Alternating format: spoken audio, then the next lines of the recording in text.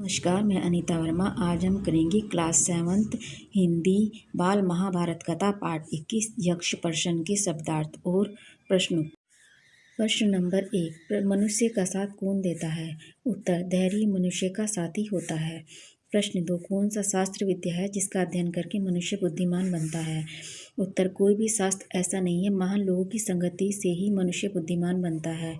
प्रश्न 3, भूमि से भारी चीज क्या है? उत्तर, संतान को कोख में धारण करने वाली माता भूमि से भी भारी होती है। प्रश्न 4, आकाश से भी ऊंचा कौन है? पिता। हवा से भी तेज चलने वाला कौन है? मन। घास से भी तुच्छ कौन सी चीज होती है? चिंता।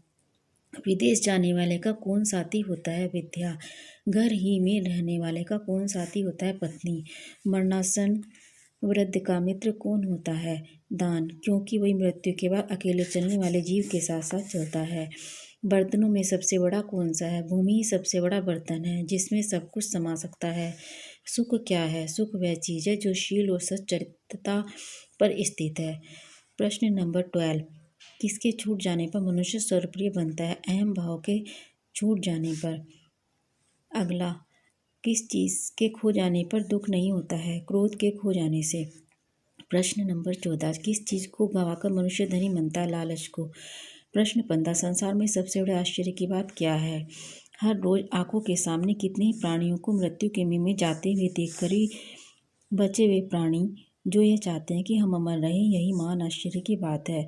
युधिष्ठिर के उत्तरों से प्रसन्न होकर यक्ष ने कहा, राजन, मैं तुम्हारे मृत भाइयों में से एक को जीवित कर सकता हूँ। तुम जिस किसी को भी चाहो वह जीवित हो जाएगा। युधिष्ठिर ने कहा कि मेरा छोटा भाई नकुल जी उठे। यक्ष ने सामने प्रकट होकर पूछा, युधिष्ठिर 10,000? युधिष्ठिर ने कहा, यक्षराज, मैंने जो नकुल को जीवित करवाना चाहा वह सिर्फ इसी कारण कि मेरे पिता की 2 पत्नियों में से माता कुंती का बचा हुआ एक पुत्र तो मैं हूँ। मैं चाहता हूँ कि माता माद्री का भी एक पुत्र जीवित होटे जिससे हिसाब बराबर हो जाए। अतः आप कृपा करके नकुल को जीवित कर दें। पक्षपात से रहित मेरे प्यारे पुत्र, तुम्हारे चारों भाई ही जी उठे। युधिष्ठिर को यक्ष ने गले से लगा लिया और आशीर्वाद देते कहा, 12 वर्ष की अवधि समाप्त होने को है।